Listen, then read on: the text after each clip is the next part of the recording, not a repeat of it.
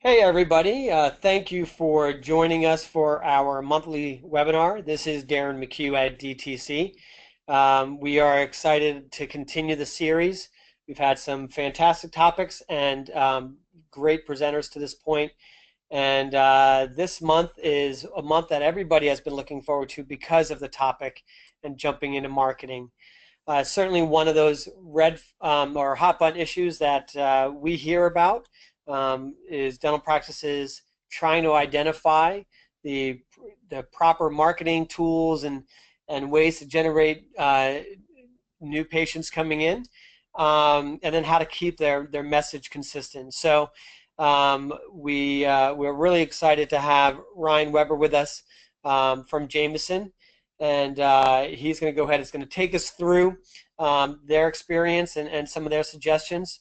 But before we get started, let's go ahead and just kind of give you some of the guidelines again for the webinar. We do 30-minute content where Ryan's going to go ahead and share his information with us. And then we're going to do a 15-minute Q&A. We understand that a lot of practices are at their lunch period, so if you do need to jump out and get back into the practice, we understand. We are recording the webinar, so it will be it will be up on our site in about a week. So you'll be able to review it at your convenience as well. The webinar is in listen mode only. So if you have a question that comes up, there's a little icon there that you can raise your hand and type in your question. We'll see those come through, and we'll go ahead and address those at the end.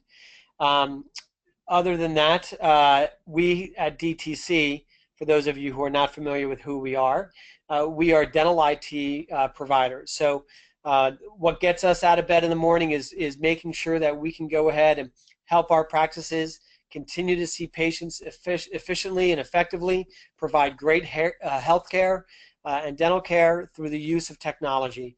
We don't want technology to be a burden. We definitely want it to be helpful tools to help provide that great care. So that's what our practices rely on us to do, is to make sure that their technology works. That if something does go wrong, which it's technology, so something will, that they have a resource to call. We've got been in business for about 20 years now. We've got about 22 team members covering all of the Mid-Atlantic. So we are the dental IT people in the Mid-Atlantic and are excited to share some information with you.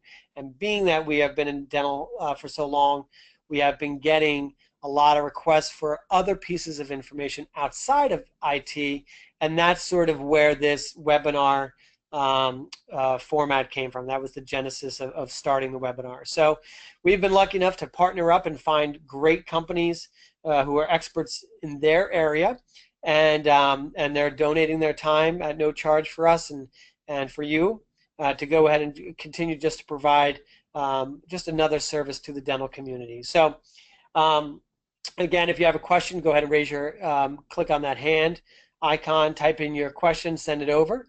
We'll hit the questions at the end. And other than that, I'm going to go ahead and turn it over to Ryan. Give you guys an idea just about who Ryan and Jameson Management is. They've been in business for over 25 years. They service across all of the U.S., and so they are really dialed in on helping practices get the most out of their marketing efforts. Ryan spent his years at Jameson growing up and enhancing marketing services that were being provided to Jameson marketing clients. So he really helps his clients see great results through websites and external marketing initiatives and branding. So he's going to share some of that knowledge with us. So he's based out of Oklahoma, but like I said, they do service the entire U.S. So Ryan, we'll go ahead and turn it over to you, and excited to hear what you have to bring. Hey, thanks, Darren, and want to thank you and DTC for the opportunity to be here today and speaking to clients all up and down the Atlantic. Well, welcome everyone. My name is Ryan Weber. I'm the Chief of our Creative Services Department here at Jameson Management. Today we're going to be talking about recipes for marketing success, really trying to give you a guide to successful marketing. In my time at marketing, and when we look at marketing, having done this now for a long time with dental offices nationwide, it always comes back to typically one thing. And it's the one question I get, whether I'm on a phone with an office manager or a dentist spouse, The one question we always get, the one thing we always get is, guys, what's the one thing I can do to get the greatest return of investment, to grow our patient base, and to do so with the smallest investment? What is that one thing? And for years, I told the doctors, there's not just one thing. That doesn't really exist. But I've been doing some reading here over the last year, and I've been kind of rethinking that a little bit. And as a company, we kind of decided that that line of thinking maybe was wrong. Maybe there is one thing you can do, and that's to throw out what you know about marketing, or what you think you know about marketing. Now, I didn't make that up. Like I said, we've been doing a little bit of reading, and I get this from Dan Ariely's book called Predictably Irrational. And I love the subtitle, The Hidden Forces That Shape Our Decisions. Because we all have our own way of looking at the world and how we take in information, and how the world and the things we experience affect our decisions and our opinions. And it really defines our reality. And that reality is ours alone.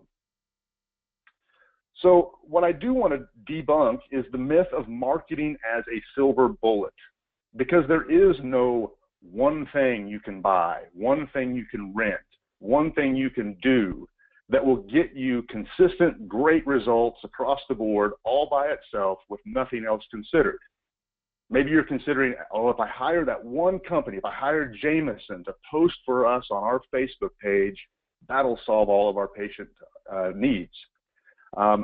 That's really not reality in any form or fashion on that. Instead of one thing, let's get away from the one thing idea of there being a perfect marketing ploy to send out there and that'll work for everything. Let's discuss a marketing recipe. I'm going to start with muffins. Now, that doesn't seem right for me to be talking, a guy here in Oklahoma, to be talking about marketing when we start with muffins. And specifically, these are cranberry muffins, if you want to get really technical with it. But something to know about me, my wife is a high school teacher. She teaches family consumer sciences, or if you're my age or older, you probably knew that as home economics. She's done that now for over 2 decades. We have 2 elementary age boys, 10 and 8-year-olds. They love to cook. They love to be in the kitchen with their mom. And really, they like to bake. Cookies, muffins, those 2 things are prime time. So if we go back to the one thing principle, when we talk about building a recipe and making something, if I said to my boys, hey, I need you to go make me some cranberry muffins, and I want them to be delicious, and I want them to be cheap, and I want them to only take this one ingredient, flour. And I don't want you to whine about that ingredient or tell me that the tools don't work or you don't understand how to work the oven. Go make me some muffins. What are my boys going to say back to me? Hopefully they'll say kindly, Dad, you know, it doesn't work like that. You need several ingredients to make cranberry muffins. And not only do you need all these ingredients we see here, but we need the bowls to put it in and a way to measure it and a whisk to whisk things. So it's not just about the right ingredients. They'd say we also need the right tools with all those bowls and measurement items, and we need an oven. And then we need somebody to monitor the use of those tools. Were we actually whisking it right? Were we cooking it right? Is the oven working? Did the oven even get hot today, or did it break down? Because it's more than just having the ingredients and the tools, but it's knowing how and when to use those tools. If I put my kids into the kitchen that had ingredients and tools, and well, you know, that's a start. But without directions, without a recipe, they could be as nice as they want when they come bring me a plate full of muffins later, but I'm not touching those things. Even then, even with a good recipe, with great instructions and perfect ingredients, and all the tools needed, things can and will go wrong. I've seen it firsthand too many times in the kitchen. Did they whisk long enough, getting out all the lumps? I can tell you, I won't go into detail, but if you ever run into my wife, ask her about her Mother's Day cake this year. That will inspire a story about lumps in a cake, and probably directly related to my lack of whisking long enough. We're in Oklahoma, as Darren mentioned, so a lot of our vacations take us to the mountains in New Mexico and Colorado. We were in Red River last month, and my boys were baking cookies up there, and they just weren't getting done, and we had to kind of talk about, hey, the oven time at elevation here in Red River, New Mexico, in the mountains is different.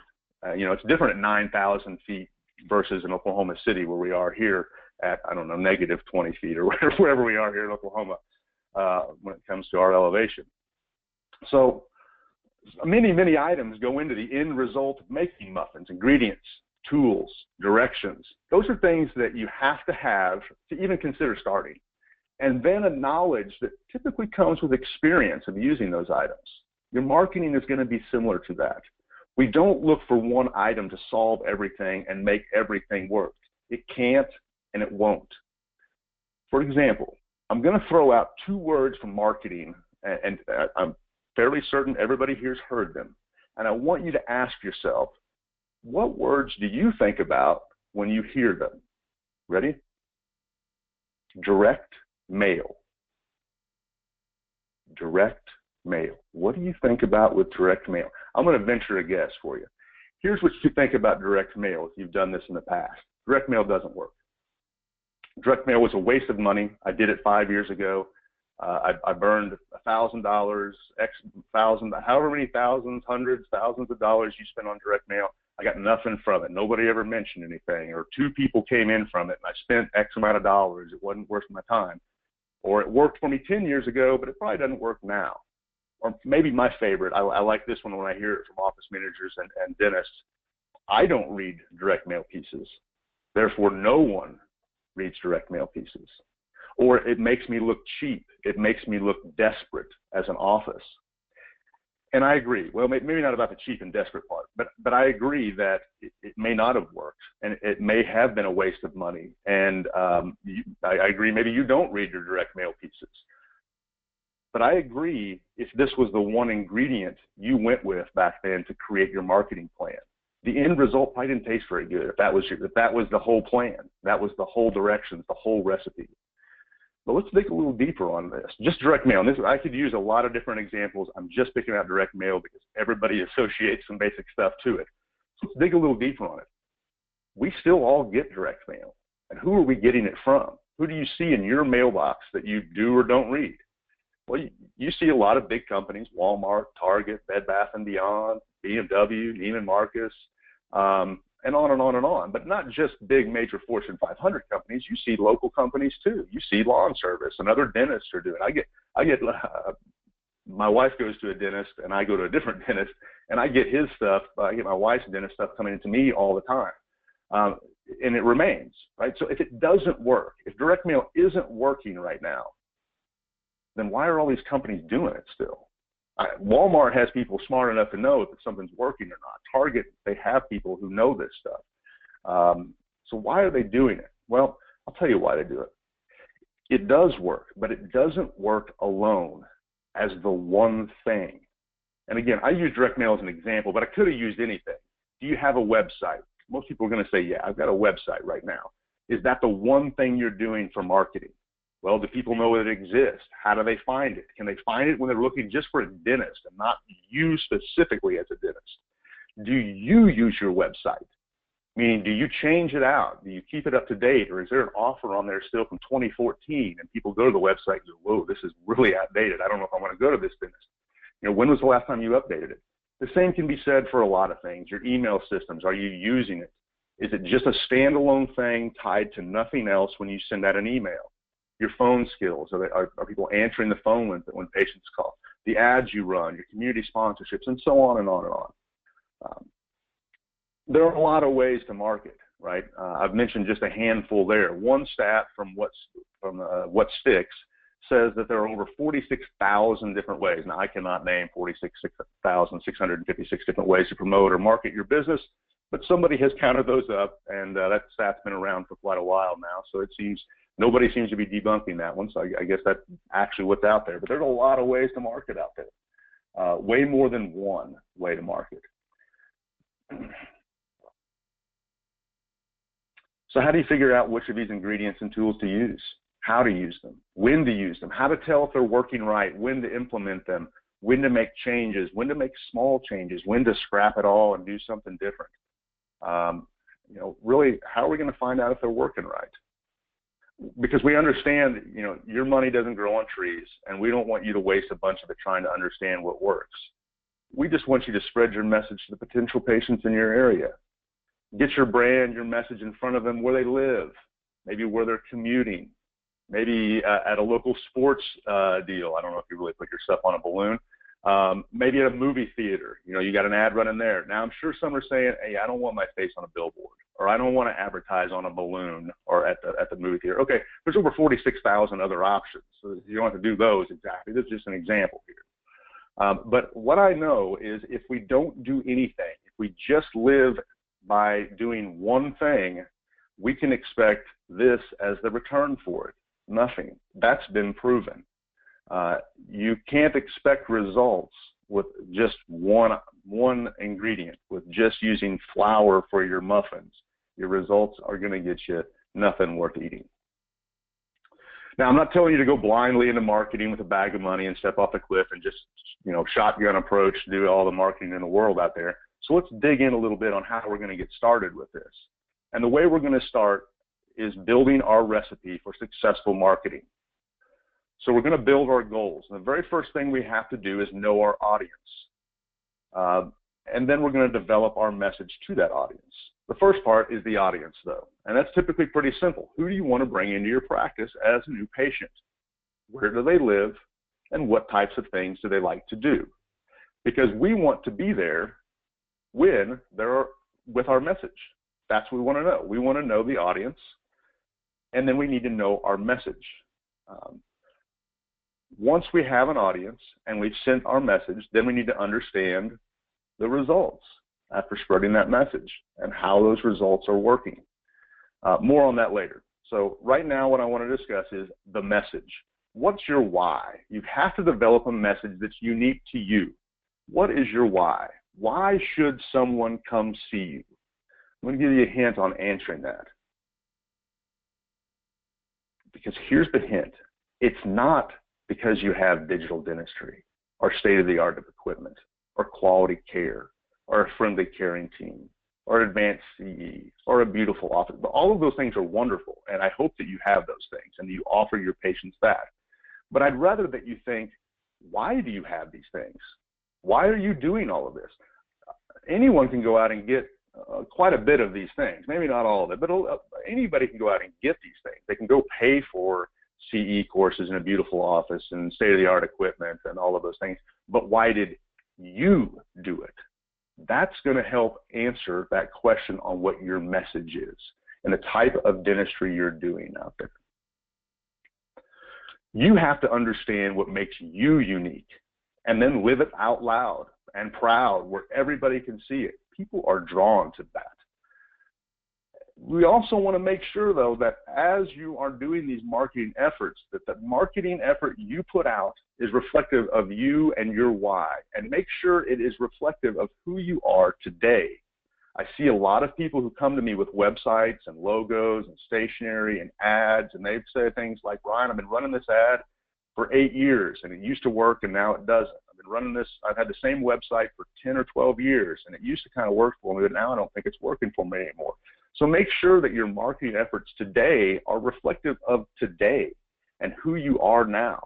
Who you are now is not who you were when you started your practice, most likely. If you've been in practice for several years, it's probably changed over the time. Your team's changed. Your offerings have changed. Your technology has changed.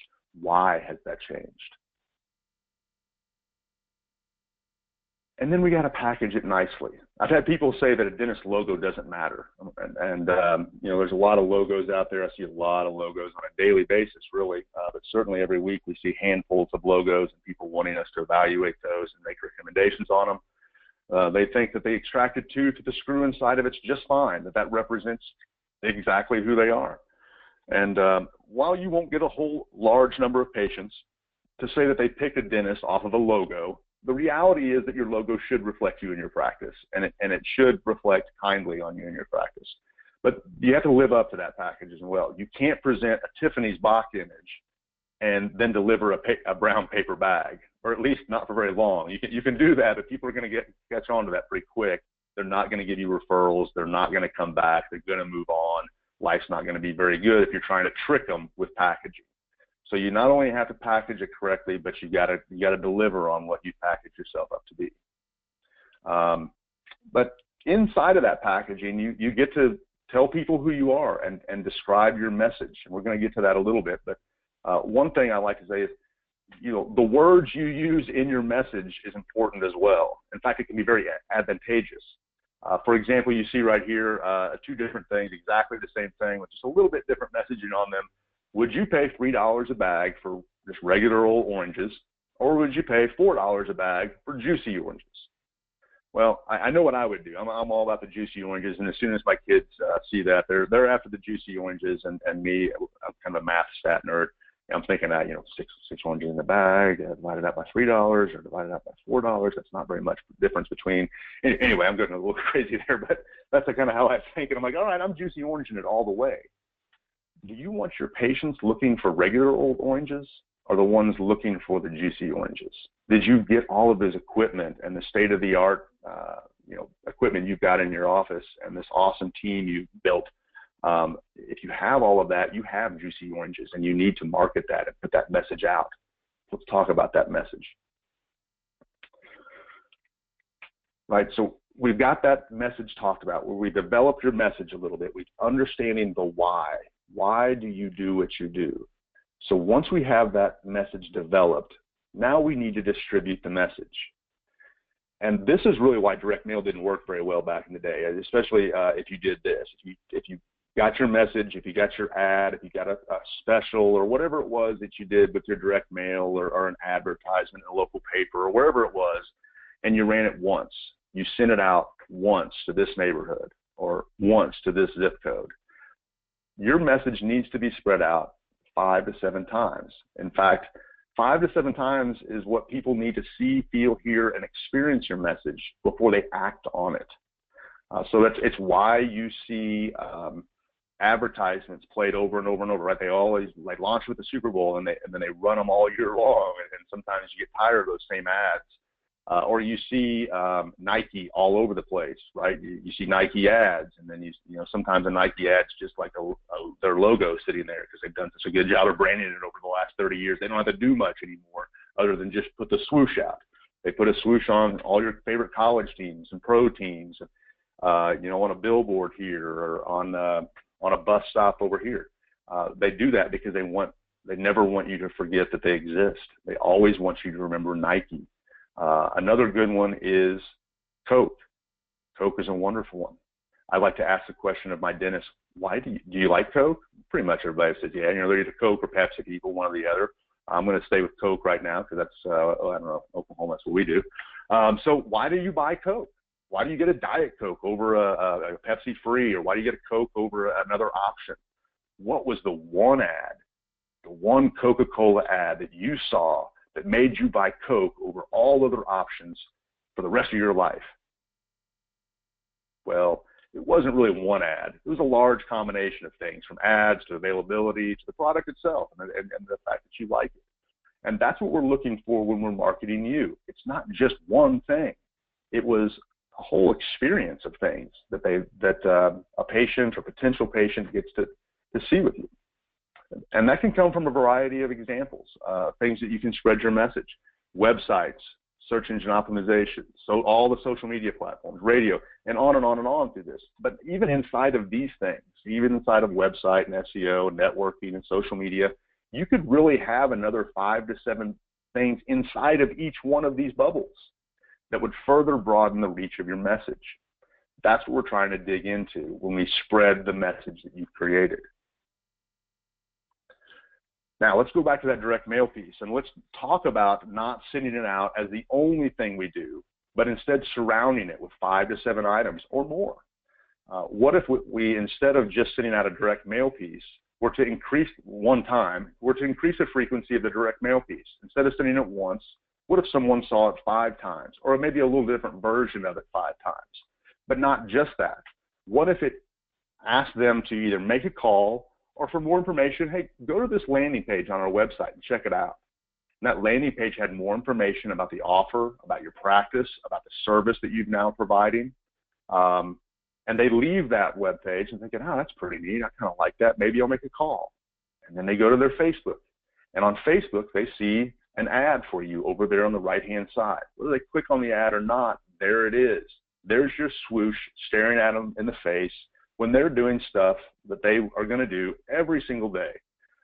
Maybe you're running a Google ad, or you're doing SEO on Google, Yahoo, Bing, and other search engines, so that when people come back and decide, I'm going to make that decision to go to a new dentist, and they think, I kind of remember that one thing I saw one time, and I'm just going to Google dentist in Oklahoma City and see who comes up and see who's kind of around my area, or I'm going to Google best dentist in Oklahoma City, or dentist nearby, and I'm going to hit enter and see who comes up. Are you found right then? Or maybe it's just simple as you're running a local ad or sponsorship in your community, through a school, through whatever it is, community center. So now when a person asks a colleague, hey, who do you go to see for your dental care? And they, well, I go see Dr. Jameson. I love him. He's awesome. And the person who asked the question has already seen Dr. Jameson's message. They've already heard his message. They've felt it. They've experienced it because they've already got all of these other pieces coming to them. That's good stuff. That's what we're trying to do with marketing. We're trying to do all of that. Now, old school dentists just freaked out. So if you've been in dentistry for maybe 20 years or more, you're thinking like, Ryan, what are you talking about here, man? I know. It's okay. Let me explain for those who maybe haven't been in dentistry. 20 years ago, it was frowned upon, looked down to be advertising at all, possibly even illegal in certain states based upon boards. Yellow page ad, okay. Sponsor the local school event, okay. Anything else? Absolutely not. It was seen as desperate, right? If you were in dentistry back then, you kind of know what I'm talking about. Today, however, that is totally different. In fact, being seen in multiple locations and advertising and getting your message out on social media and websites is not only expected, but it's a sign of doing well and running a healthy business. Being nowhere, that's a sign of not doing well. So marketing's really completely switched in the past 2 decades for dentistry in general. So let's get a little bit back into an example here that leads directly to a website. Here's one right here we put out. This was a direct mail piece for one of our dentists that led to a new patient special. She was after new patients. We scrubbed her the list that this direct mail piece out was scrubbed against her current patient base. Her current patients weren't receiving this. They wound up at a new patient special landing page on her website.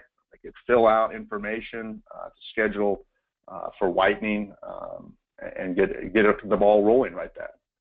The landing page has information. It has a call to action for the potential patient to communicate immediately with the office.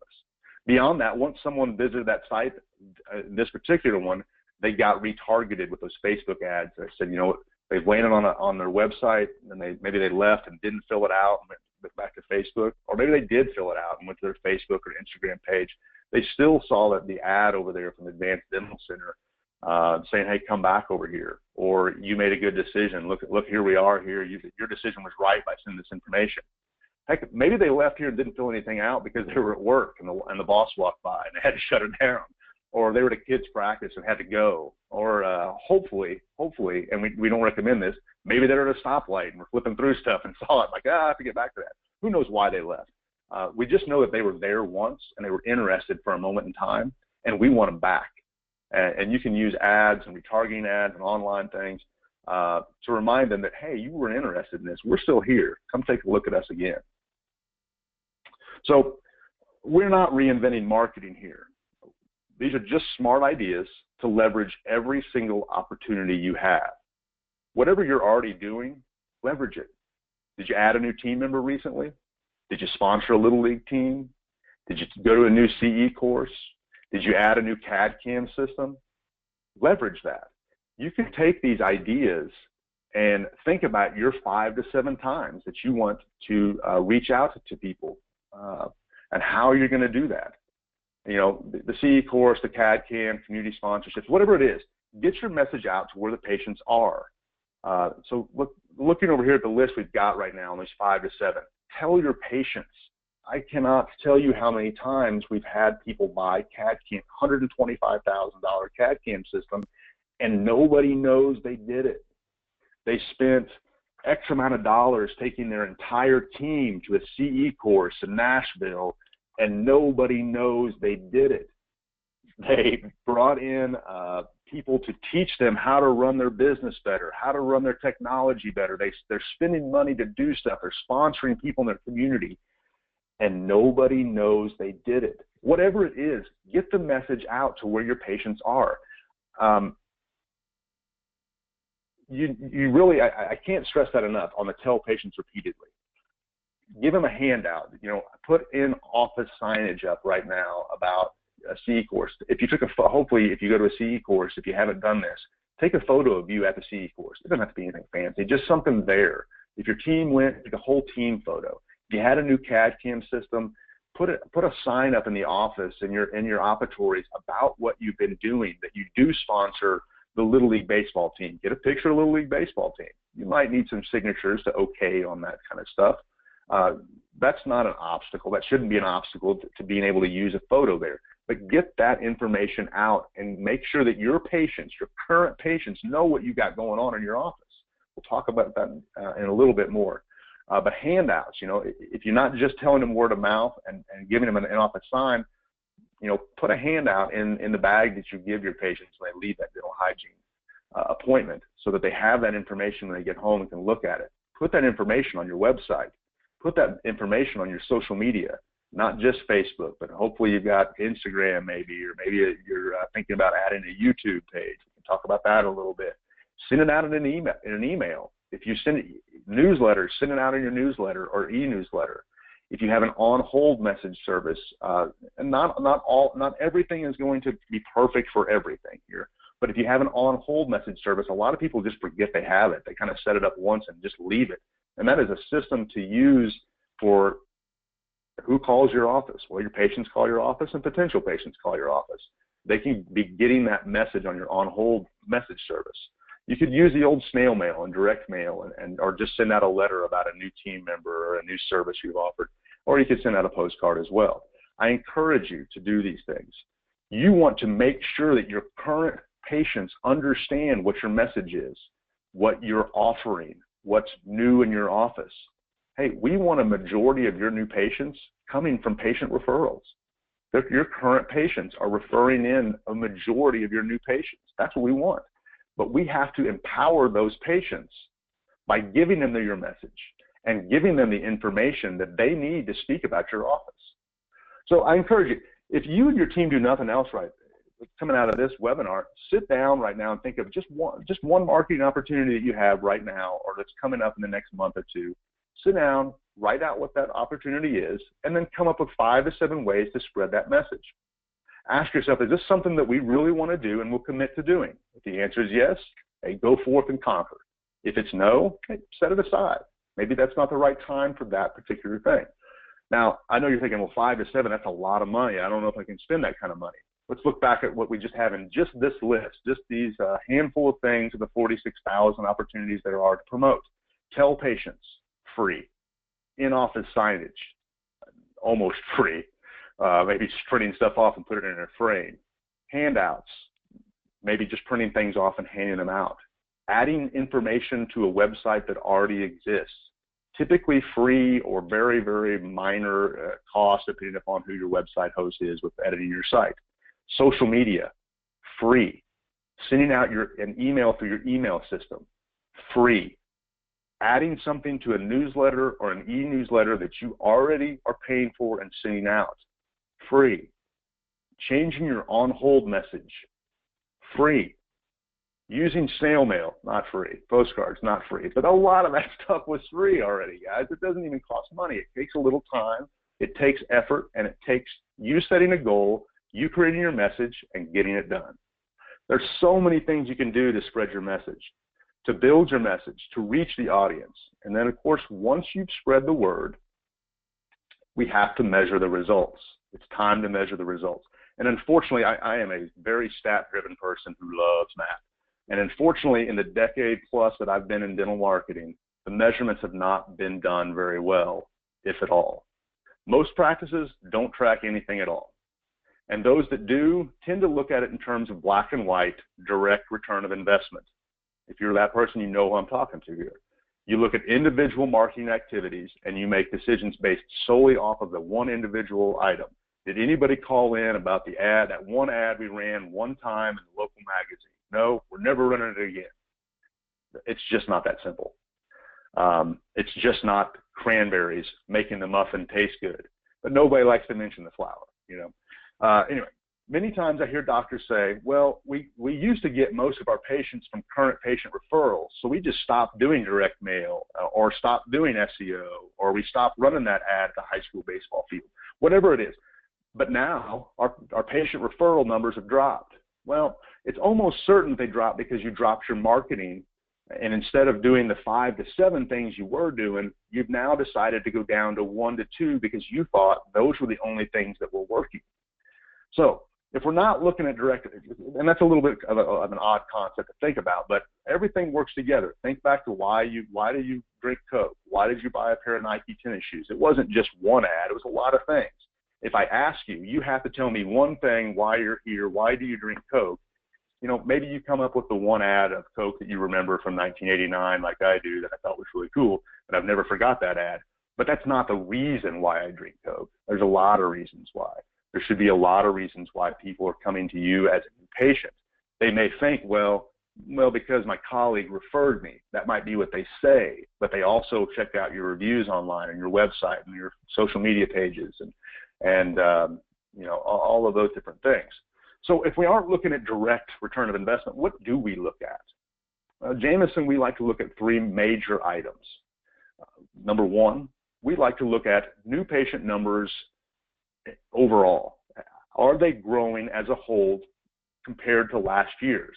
There's some qualifiers in there. There's some variables in there. If I look June of 2017 to June of 2016, and the numbers were crazy awesome, way better than last year, and I ignore the fact that you know, the office was shut down for a week due to vacation last year and wasn't this year, well, I'm not really doing myself a service.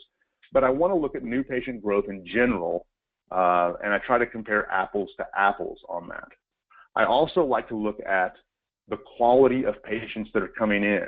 Hey, look, if you want a whole bunch of new patients, go put out the word free on something and offer something free and get a Groupon for it and shove it out there. You'll have a lot of new patients come through the door. Are they quality patients? Are they patients that are going to produce for you? Probably not. So we like to look at overall new patient numbers. Are the quality of patients there? Are they staying there as long-term patients who are valuing quality dentistry and understanding the overall health that a good oral health provides them? And the third thing we like to look at is the lifetime value of a new patient. I don't think there's nearly enough emphasis put on this. A lot of times people will say, well, yeah, you know, that we got 2 new patients last month, but they came in for cleanings, and yeah, they're scheduled out again, but that's probably only like, you know, a couple $100, maybe $1,000 over the next year, and I put $10,000 into this deal. Well, what's the lifetime value of a new patient, of a quality new patient? If they stay with your practice, how long do people stay in your practice? Are they there 5 years? Are they there 10? Are they averaging $1,000 a year and they're there for 10 years, and they bring in 1 new patient on average a year to you who's through referral? Well, that's a whole different lifetime value of a patient rather than, well, they came in for a cleaning every 6 months and I value them at $500 or $1,000, whatever that is. Now, I'm not saying that those are the only 3 numbers we look at in Jameson. We don't. But those are 3 big ones we look at to evaluate overall success. We still look at many other numbers like website traffic. Are they staying on the site? Are they moving from page to page like we want them to? How's the SEO? How's ad performance? And so on. But in general, we want to look at those new patient numbers, the quality of patients, and the lifetime value of a new patient. If they're growing as a whole, that's how we determine success. So in the end result, you need to know it, right? You need to be able to ultimately know the end result and do that. We come back to what type of results do we want to get? What type of patient? What type of production? What type of dentistry do you want to do? And are you getting those results? If you do that, if you figure out your message, if you package it up nicely and you execute your plan and you measure your results, in the end, you can have great, successful marketing. Now, you can do that, all of that on your own. There's nothing that I said there that you really can't do on your own. Some of it takes a little bit more time than others. Some of it's pretty simple and free and standard on social media. But if you need assistance, Jameson can help you with that from a marketing standpoint or a management standpoint or both. I work in the marketing side of things, and we do everything I've mentioned today we help with, from building websites to logos to direct mail to online ads through Facebook and Instagram and YouTube and on Google, and we do SEO, we do anything you need there, even down to stationery and things like that. We also offer management services as well. In fact, a fun stat we like to throw out right now is, our stats don't lie. The clients that work with both of our management and marketing teams are seeing these numbers: an average increase in collections of 31%, an average increase in production of 35%, average increase in hygiene production of 60%. And we're doing all this with an average decrease in days worked. So pretty good stuff for us right there. We work with practices all over the United States. We work up into Canada as well. But primarily the United States. We have great results and testimonials. I invite you to check out our website anytime you'd like. You can get in touch with us as well. I do want to make an offer to you guys, and this is a special offer. As clients of DTC, we are offering you a complimentary discovery session with a Jameson advisor. Most likely it's going to be with me. If not, I've got a handful of senior advisors who also do discovery sessions. We do have packages of things that we can put together, but ideally, we're talking about you individually and what your practice needs in your location, right? Where is your oven located in Red River, New Mexico, or Oklahoma City? How do things work for you and need to work in your community, whether that's in New York, LA, Washington, D.C., or if that's in small rural towns and everywhere in between. That's why we like a discovery session. We want to talk to you about what your goals are, what your message is. We can help develop that message with you, and then we can help you spread and track the results of that message. If you'd like to schedule a session with us, simply email us at info@jamesonmanagement.com or call us at 877-369-5558. There's no commitment necessary. We're happy to just talk to you, see where your marketing is doing well, see where we can help you with your marketing, and if there's anything we can offer you there, we're happy to do so. So it's decision time right now. We would really like to hear from you guys if you're interested in our services on that. If not, we certainly appreciate your time and hope that you learned something today. Again, my name is Ryan Weber. If you call the office, you can ask directly for me. If I'm available, I'll pick up. If not, you can schedule a time with me to talk as well. And again, that number is 877-369-5558. At this time, Darren, I've kind of run through the recipes for marketing success. We hope people have learned some things there, and we'll open it up to questions. Absolutely, Ryan. Thank you. A lot of content, lots of value there. I'm sure for the people that are joining us on the webinar and the people who will be visiting our website afterwards and viewing this webinar at any time or want to share with their colleagues or other practices, lots of great information. Ryan, one of the questions that came in is whether or not you have any tips for marketing, for specialists marketing to general dentists. Yes, absolutely. That's a big one these days, and we do that. That is something we do. We work with a lot of periodontists, a lot of oral surgeons, really all of the specialties, both on the management and marketing side. The tip on that really is, it's about establishing relationships. And it goes a little further. I know there's a lot of people who like to send over lunch once a month, send over cookies once a month, donuts once a month, once a quarter, whatever that is. And that's fun, but make sure that we're developing relationships from business team to business team, from dentist to dentist, and that we're not just always doing the same thing. And not only that, but once you've established that relationship, especially office manager to office manager, or business team to business team, you can start to ask specific questions. We've been sending over bagels now for like 3 months straight. Do you guys even like bagels? Some people get into a rut where they just kind of send the same stuff over because it's easy. Maybe it's something a little different. Maybe the doctor really values his car, and it would be nice to send over, a car detailing every now and then, and throw one of those in, especially after the rainy season in Oklahoma is over now. So maybe getting that car detailed now is a good idea. Really getting to know them specifically and developing a relationship more than just reaching out with business cards and fruit baskets. I think that's the place I would say. There's a lot that goes into that, but that's where I think a lot of businesses fall short because of either time or just the effort to do it. But that'd be the one thing I would recommend, that you at least reflect on whether or not you're doing that in your practice. Sounds good. Next question that I have, you were talking about logos reflecting the practice. Can you tell us what you look for in a logo? Sure, sure. And this is going to be a delicate answer here because I look at a lot of logos all day long. I see a lot of extracted teeth, and I think that I think it's because historically, eye doctors use eyes, and dentists have used extracted teeth. I sort of understand the eye side of it from optometry. I've never really understood the extracted tooth. If I understand dentistry correctly, and I hope I do, we're trying to stay away from the extracted tooth. I mean, that's the whole goal of them coming in as patients is, no, we don't want to extract teeth. We want to keep your teeth for a lifetime of healthy oral health. So one thing is, does an extracted tooth reflect what it is you do in your practice? And does your logo really reflect that? We build a lot of websites here at Jameson, and I see a lot of practices come in with no logo, and they say, just put a name treatment on it. Just whatever you put in there that fits the space right, and color it whatever you want. And we do that sometimes because they really don't want to do a logo. And I'm not making you do anything here. We're just offering our services. But I see a lot of that, and I see in the process of building a website, they'll tell me they don't have a logo, just do a name treatment, and then they'll send me their patient forms so a patient can download them, and I'll open up those forms, and they'll have 3 different logo-ish, name treatment-ish things on that. So really, they don't even have a brand at all. It's like if Nike didn't have the swoosh and just made up whatever they wanted, really, from shoe to shoe.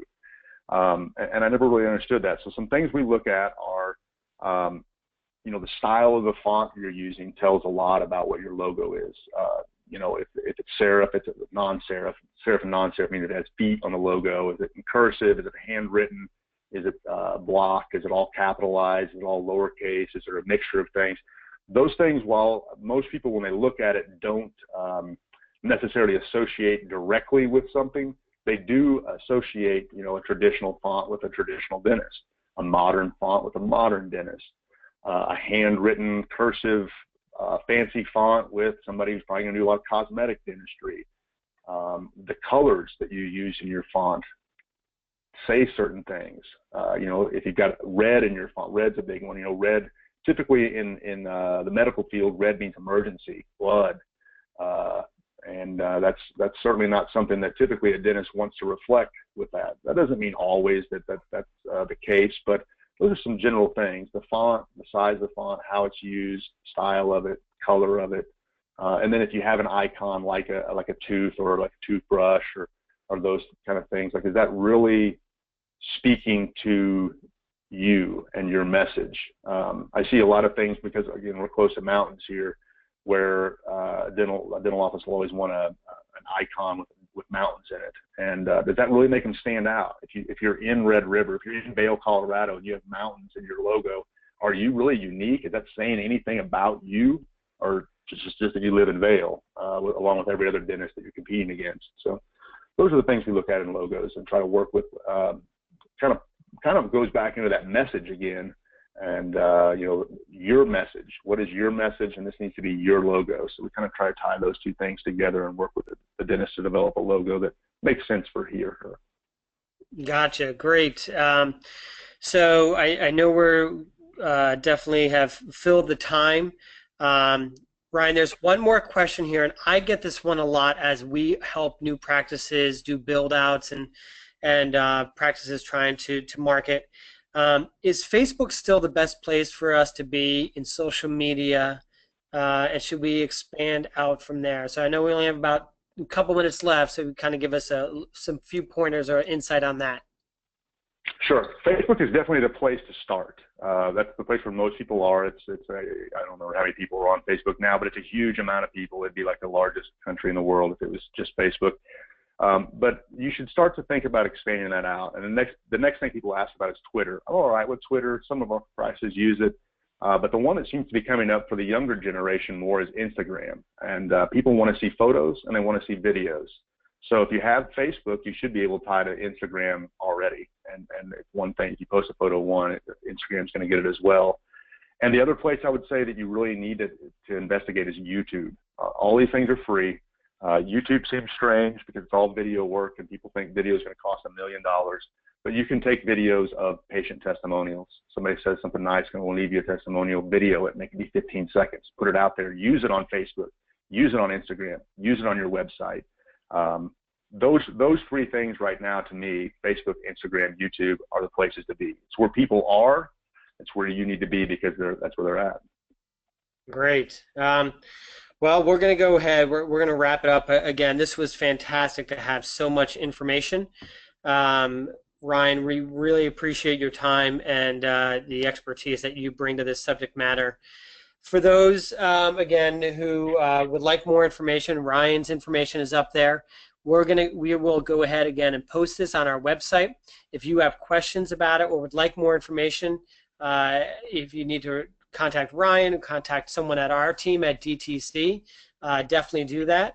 Our next webinar is going to continue on the marketing side. It's going to be on August 10th, and we're going to talk about patient communication. Huge topic. Lighthouse 360 is going to be our guest speaker for that. But again, Ryan, thank you so much. Really appreciate it. If you need any help on the marketing side, definitely feel free to reach out to Jameson and to Ryan. On the IT side, definitely contact us. Let us know if we can be of service. And again, one of the things we love to do is just make sure practices have the tools that they need to be able to deliver quality dental care. So if those tools revolve around IT, or contact us, and marketing, certainly reach out to Jameson. So thank you again, everybody, and we look forward to seeing you August 10th for the patient communication webinar sponsored or given by Lighthouse 360. Take care.